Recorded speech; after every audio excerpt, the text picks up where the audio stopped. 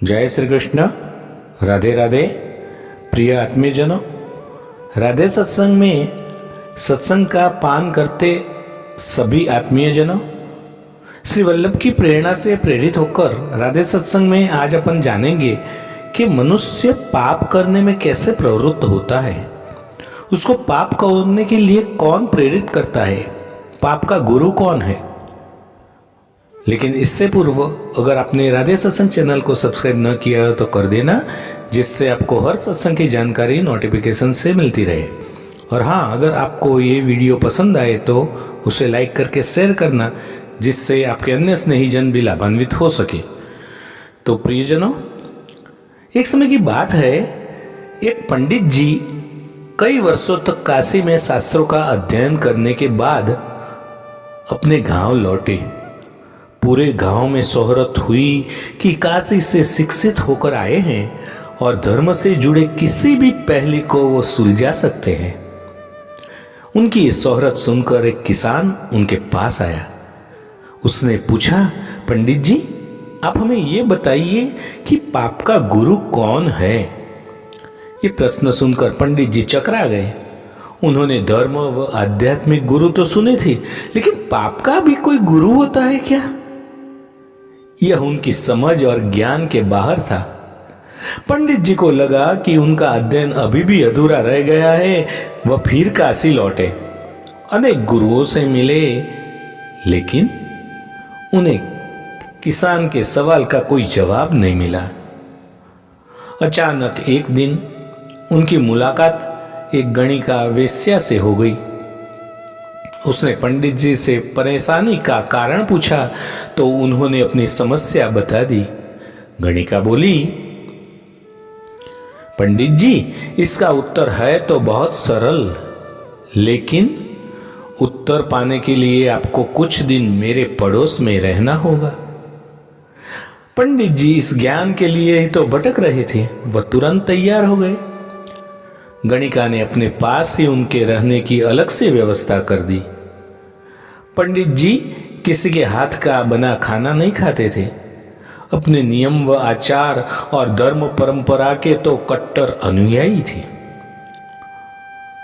गणिका के घर में रहकर अपने हाथ से खाना बनाते, खाते।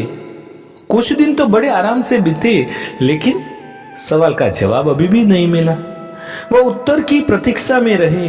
एक दिन हुआ ऐसा कि गणिका बोली, पंडित जी, आपको भोजन पकाने में बड़ी तकलीफ होती है।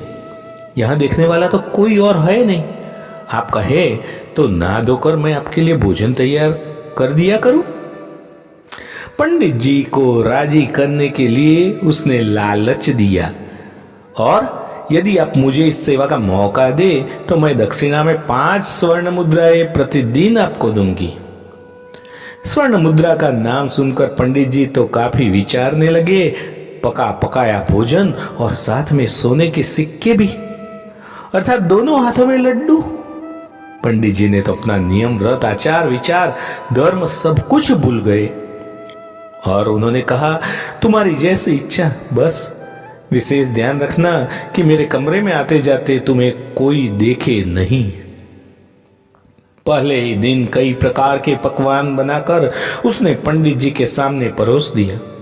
पर जो ही पंडित जी ने खाना चाहा, उसने सामने से परोसी हुई थाली खींच ली। इस पर पंडित जी क्रोधित हो गए और बोले, यह क्या मजाक है? गणिका ने कहा, यह मजाक नहीं है पंडित जी, यह तो आपके प्रश्न का उत्तर है।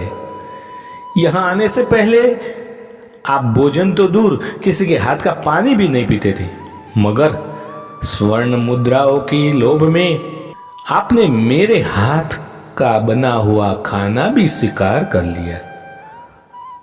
और यही तो लोभ है, और ये लोभ ही पाप का गुरु है। ये लालच बुरी बला है।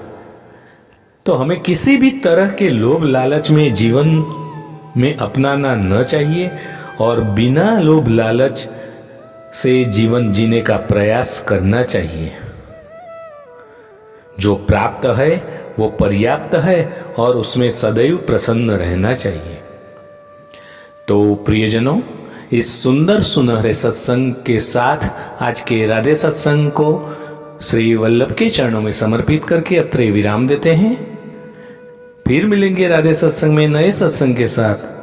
लेकिन इससे पूर्व अगर आपने राधे सत्संग को सब्सक्राइब न किया हो तो सब्सक्राइब कर देना, जिससे आपको हर सत्संग की जानकारी नोटिफिकेशन से मिलती रहे। और अगर ये वीडियो पसंद आए तो उसे लाइक करके शेयर करना, जिससे आपके अन्य स्नेहीजन भी लाभान्वित हो सके। श्री वल्लभाधीश की जय। जय श्री कृष्ण। राधे राधे।